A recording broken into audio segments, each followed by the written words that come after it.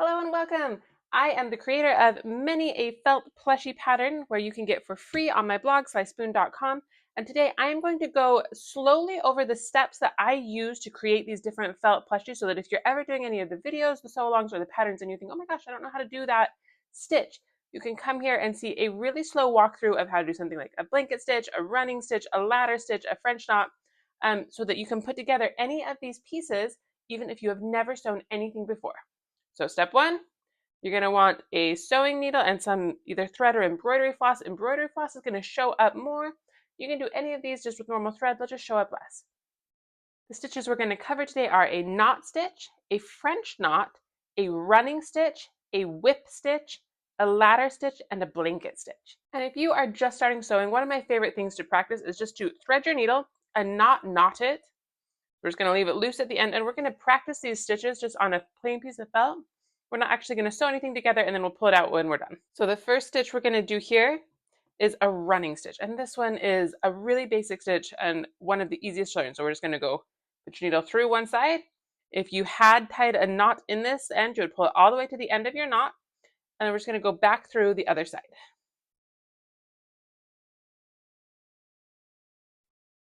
Just want to try and keep these lines smooth and even.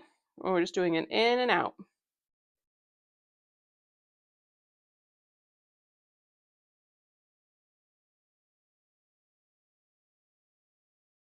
It just kind of gives you a dashed line.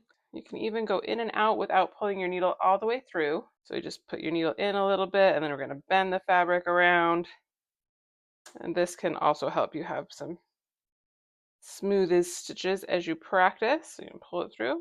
There we've got our dashed line. And when you're done, you can just pull it through, pull it all the way out. So that was our running stitch. The next thing we're going to talk about is a whip stitch.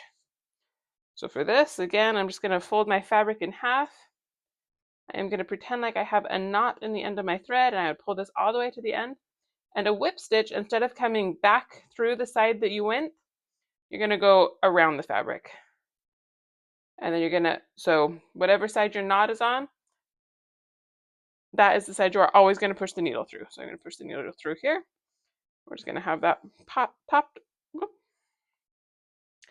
And then we're just going to have that line over the top. So always through the same side. If you hold your fabric flat, you can kind of have your needle facing the table. And know that you're always going from the top down, or you're pointing it towards the table. So now we have this kind of closed stitch over the top. This one's called a whip stitch.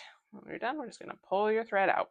The next one that we're going to do is a blanket stitch, and that is a decorative stitch. You can see it along a lot of the edges of these plushies, and it's a more visual stitch. It's kind of like a 2 dots and a line across the top.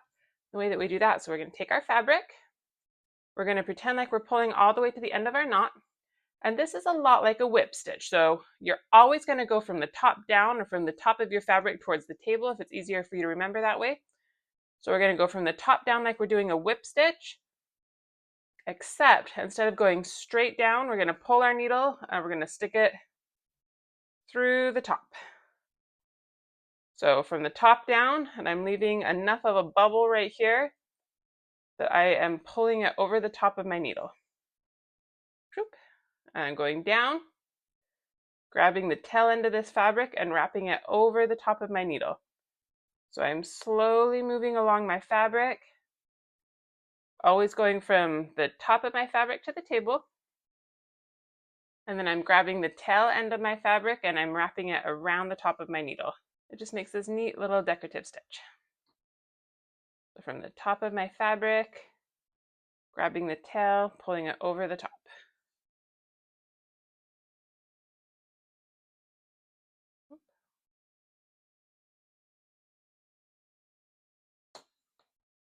This one is a tighter stitch, so it's going to take a little more effort to unwind from your fabric. So a lot of my stitches, a lot of the ones that I use for the eyes or for the attaching the arms, I just do a knot stitch. So we're going to thread your needle. You're going to take both ends of your thread, and you're going to get them really lined up good at the end. And then we're going to do a loop. We're going to go all the way around and tuck it under, just like we're doing a knot with a single thread, except that you have 2 through it. Then I usually stick my finger in here and hold on to the end so I can pull this knot right to the end of my thread instead of having my knot like somewhere in the middle. If you just like grab it and pull it, you might end up losing a lot of the tail of your thread. So if I'm doing a knot stitch, I put the two ends together. I wrap and do my loop kind of anywhere on it. And then I hold the two ends with one finger and stick my other finger in that knot and just pull it till I get to where my fingers are and I can hold all of it, and then I pull it down. You can see I've got two knots almost in the same place. I'll do it one more time. So we're doing a loop knot just like normal. We're grabbing the two ends with one hand, sticking our finger in the hole from the other, just kind of walking it down to where our fingers are. Okay, if you're sewing, I would only be doing one knot. This is a lot of knots, so I'm just gonna pop it off. We're gonna start again. Okay, so I'm doing a loop knot, grabbing it, walking it to the end. Okay, so a lot of my sewing patterns, we are just knotting on the legs, which means you're just gonna put the two pieces of felt. Let's pretend like the top half of this is a leg and the bottom half is a body. We're gonna go line up our pieces of felt. We're gonna go from the back side forward, and then you're gonna pull it almost to the end of your knot, but not all the way.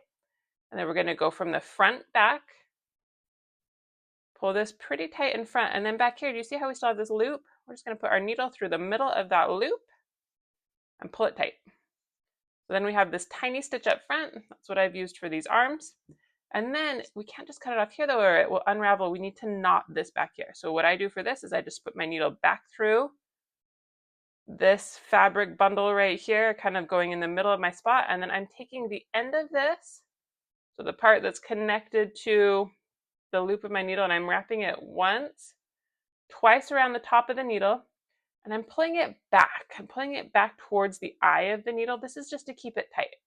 And then I put my thumb on top of it, my thumb and my finger, so I'm pinching it lightly right here. And I'm just holding it. I'm not pinching hard. I'm not doing a really firm grip. It's kind of just like barely touching it together. And it's just to hold that thread in place as I slide my needle out, because that's going to make sure that this knot that I have created is right against my other knot so that this is really tight. And you can snip it off. So we have a great tiny little knot stitch right there. Okay, I'm going to get a little bit longer thread. We're going to do a French knot, and that is a great one for these eyes. So these are just bigger stitches. You can just do a knot stitch like this that we just did, and instead of just knotting it in the back after I did the first stitch, you can go in and out a couple times and make this knot bigger. We're going to learn how to do a French knot too, which is really tricky. Okay, so just like before, I'm going to get the two ends of my thread, make a knot with them going all the way through, pinch it right here, put my finger through it or run it to the end. And then I'm going to grab my needle, and you can see it's not even right here. So I'm just going to pull it tight. So it's tight on my fingers here, tight on the other way. It's just my needle to the end of it. All right, so a French knot. We've got our knot over here. So I'm just going to go from the back of my fabric all the way forward. And then I'm going to wrap this pretty close to that edge. I'm going to wrap it once, twice over the top of my needle. You're going to have it kind of tight, because if you're just doing it over here, your knot's going to end up in the middle of it. So I'm pulling this string right here kind of tight as I'm wrapping my needle around it. Once, twice, and then I'm going back pretty close to this hole that I started, and I'm holding this tight. So you might have to wrap it and just pull your needle tight, or this thread tight again so it's tight against your needle as you're sliding it down. And then once I have my needle about halfway through, I pinch on the front and the back. So I know that my knot is pretty tight right here. My needle is halfway through. And I'm doing just a light finger on top and bottom so that I'm holding that knot in place as I'm sliding the knot or the needle out. And then you get this nice knot stitch right here. So again, I'm gonna make me another eyeball. So I'm pulling it here. I'm pulling this thread really tight, not super tight. I don't want my fabric doing this. But I'm holding it pretty firm, and I'm wrapping it over the top of my needle once, twice, and then I'm slipping it into my felt. And once I have it in my felt, I can again tighten it up pretty good now, because now it's got something to grip on. And I'm just pinching on the top and bottom as I'm pulling it through. You don't want to hold your thread so tight that you can't slide your needle out. But there we got two eyeballs. Now I'm making a monster with 3 eyeballs. So once, twice over the top, pulling this tight so that that's right against the edge, sliding it in. The last stitch I'm going to talk about today is one of my favorites, and it is called a ladder stitch, and it is an invisible stitch that can be used to connect two things together. If you've ever been to Build-A-Bear workshop and had them sew a plush bear for you and like zip it up at the end, they have used a ladder stitch. It's also called the invisible stitch. So if you have two pieces of fabric that you are connecting together and you don't want to see it, so I'm going to bend these, I'm just going to roll them so they're like, pretend they're two separate things. We're going to do a ladder stitch. So I always start with a knot stitch and I try and do it hidden. But for the sake of this, we're just going to pop a knot in here, go through the middle. Okay, and a ladder stitch is really fun.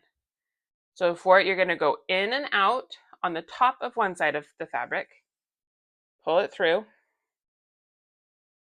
and then we're going to go in and out on your second piece of fabric.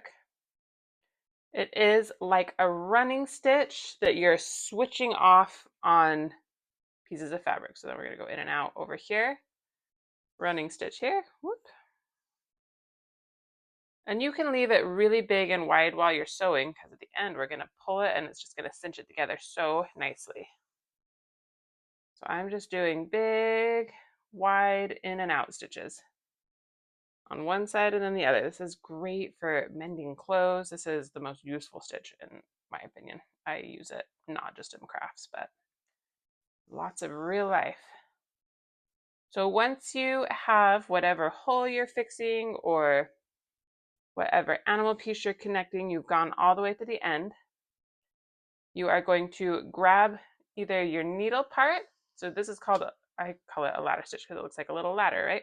So if it is a really long stitch, like if I had sewn this whole thing and I wasn't feeling strong, you can grab kind of a middle stitch and you're just gonna see where it's tugging. So I would want to pull it from this side, not this side, because this side's gonna tighten it that way. And if I pull it down, it's gonna tighten it this way. Or if it's shorter, you can grab the end of this and you're just gonna tug. It's gonna tighten up all those stitches and they just, so you've got my knot stitch at the beginning. And then the other stitches just pull against the fabric and it disappears and just connects it together. So even on this white, you can kind of see a tiny bit of my bright green if I peel it back, but it tightens it up real nice. So that is a ladder stitch. Thank you so much for going through these tutorials with me. If you are interested in some beginner felt sewing crafts, be sure to check out my channel or my blog. My blog is slyspoon.com and I have a whole bunch of these patterns. I just click and print. They've got the video walkthrough and a picture of the end kind of thing that you're making. And they're just fun, quick, easy, great for beginners, and just like a quick and easy, and I think very fun craft. So thank you again.